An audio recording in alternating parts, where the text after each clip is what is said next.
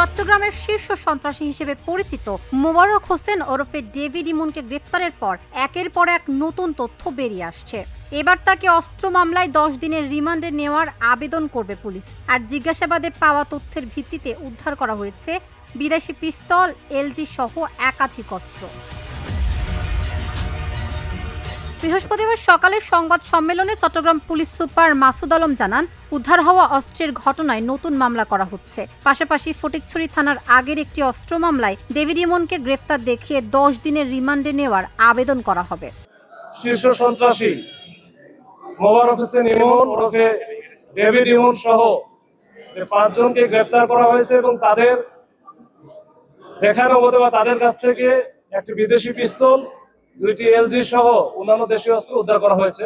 পুলিশের ভাষ্য অনুযায়ী গত 13 জুন পাহাড়তলী এলাকায় মাকসুদুল হক চৌধুরী হত্যা মামলার তদন্ত থেকেই এই অভিযানের সূত্রপাত। ওই মামলার এজাহারভুক্ত আসামি ধামা ইলিয়াসকে গত 22 জুলাই গ্রেফতারের পর রিমান্ডে জিজ্ঞাসাবাদ করা হয়। সেখানে সন্ত্রাসী নেটওয়ার্ক ও অস্ত্রের মজুদ সম্পর্কে গুরুত্বপূর্ণ তথ্য দেয় সে। এবং এই ধারাবাহিকভাবে আমরা কিন্তু লেগে আছি তাদের পেছনে।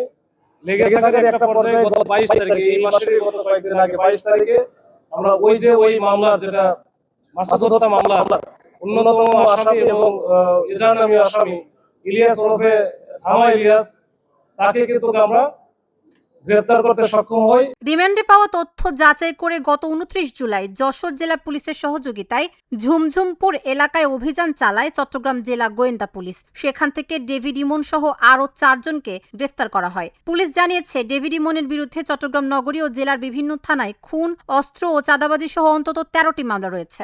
13 জুন 2026 সালে এই পাহাড়তলী এলাকায় আলোচিত যুবদল নেতা মাসুদ চৌধুরীকে পাহাড়তলী এলাকায় প্রকাশ্যে যে গুলি করে হত্যা করা হয়, এই ঘটনার সূত্র ধরেই আমরা কিন্তু কাজ শুরু করি তখন থেকেই।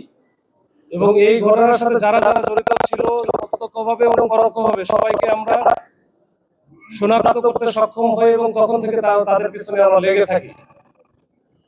এইটার পিছনে কাজ করতে গিয়ে আমরা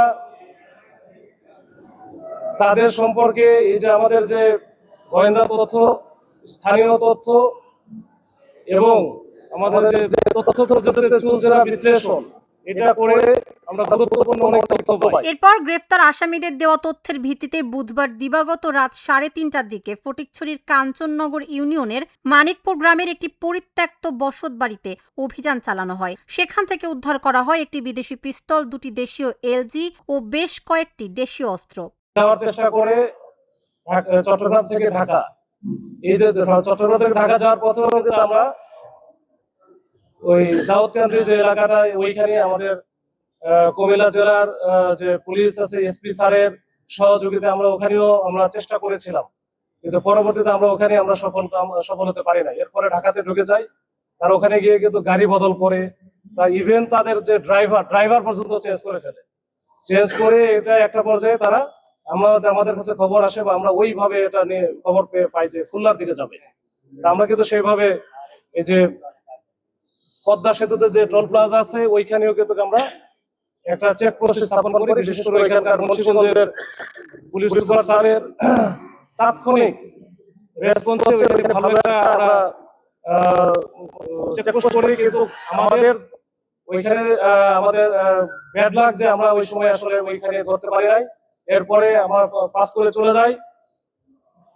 আমরা জানি যে সে যাবে খুলনাতে, ওইভাবে আমরা রূপসার দিকেও আমাদের একটা ওই খুলনা জেলা পুলিশের সহায়তায় আমরা চেকপোস্টের ব্যবস্থা রেখেছিলাম।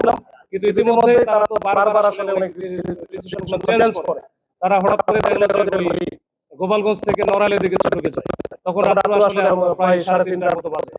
তো এই সময় আসলে আমরা তখন ভুল পাই না। পরে নড়াইলের এসপি স্যারকে ফোন দিয়েছিল, পরে আমরা ওইখান থেকে বের হয়ে গেছে।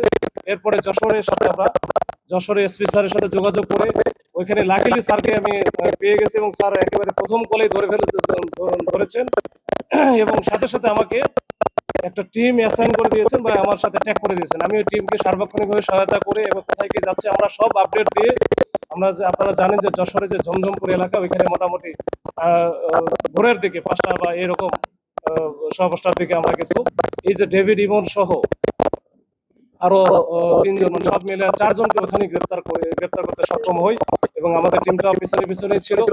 তো পিছনে ওখানে গিয়ে আমরা পরবর্তীতে শনাক্ত করতে পারি যে এই ডেভিড ইমন সহ আরো যে 3 জন আছে সবাই আসলে তারা ক্লোজ অ্যাসোসিয়েটস এবং একেবারে ওই যে শুটার বলা যায়, বিভিন্ন জায়গায় সন্ত্রাসী কার্যক্রম থেকে শুরু করে চাঁদাবাজি সকল কার্যক্রমে তারা ওস্তাদ। গ্রেফতারে অন্য 4 জন হলেন মোহাম্মদ শামীম, মোহাম্মদ মিঠু ওরফে ধামা ইলিয়াস, আল ইসলাম আলিফ ওরফে তমাল ও মোহাম্মদ সাফায়েত হোসেন। ডেভিড ইমনকে রিমান্ডে নেওয়ার আবেদন মঞ্জুর হলে জিজ্ঞাসাবাদে আর কি তথ্য উঠে আসে সেটি এখন দেখার বিষয়। এই অঞ্চলে আইন শৃঙ্খলা রক্ষায় নিয়মিতভাবে আমরা কাজ করে যাচ্ছি এবং ঢাকা জার্নাল, নিউজ ডেস্ক। আপনারা দেখেছেন